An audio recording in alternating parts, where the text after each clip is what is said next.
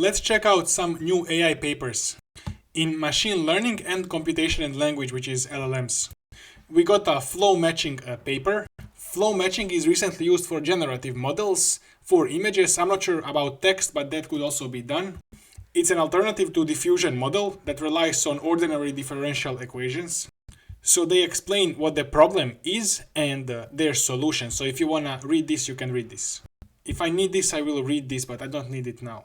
We got a paper by Meta, jointly reinforcing diversity and quality in language model generations. Post-training of LLMs often prioritizes accuracy and helpfulness at the expense of diversity. This creates attention. While post-training improves response quality, it also sharpens output distributions and reduces the range of ideas, limiting the usefulness of LLMs in creative and exploratory tasks such as brainstorming, storytelling, or problem-solving. True. We address this challenge with diversity-aware reinforcement learning, DARLING, a framework that jointly optimizes for response quality and semantic diversity. At its core, DARLING introduces a learned partition function to measure diversity beyond surface-level lexical variations. This diversity signal is then combined with a quality reward during the online reinforcement learning, encouraging models to generate outputs that are both high quality and distinct. Okay, so this is interesting paper. I might read it. They also say that encouraging diversity actually makes the models higher quality as well, which makes sense. This paper is for automatic speech recognition for underrepresented languages. This paper is about reinforcement learning from verifiable rewards. They have this PAX method. The proposed method PAX reframes the reinforcement learning problem for LLMs as a supervised task where the model learns to predict the binary correctness reward of its own generated outputs using a cross-entropy loss. So model predicts correctness of its own generated outputs.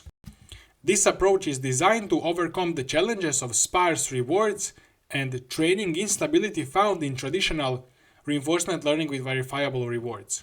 Yeah, sparse rewards. With reinforcement learning, you have very sparse rewards. By formulating the problem this way, a single supervised loss function implicitly couples the roles of an actor, the policy that generates text, and a critic, a function that estimates value. A mathematical analysis of the function's gradient shows it naturally separates two parts.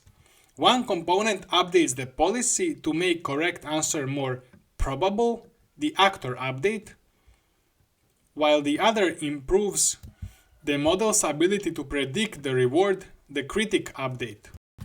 This unified framework avoids the need for separate models or complex advantage estimation, leading to more stable and efficient training that significantly outperforms strong baselines like PPO and GPO on challenging.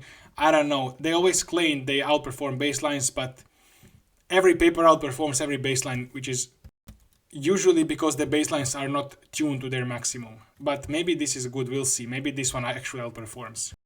By the way, if you didn't check my latest videos, this is the new FLAIR attention mechanism for linear attention.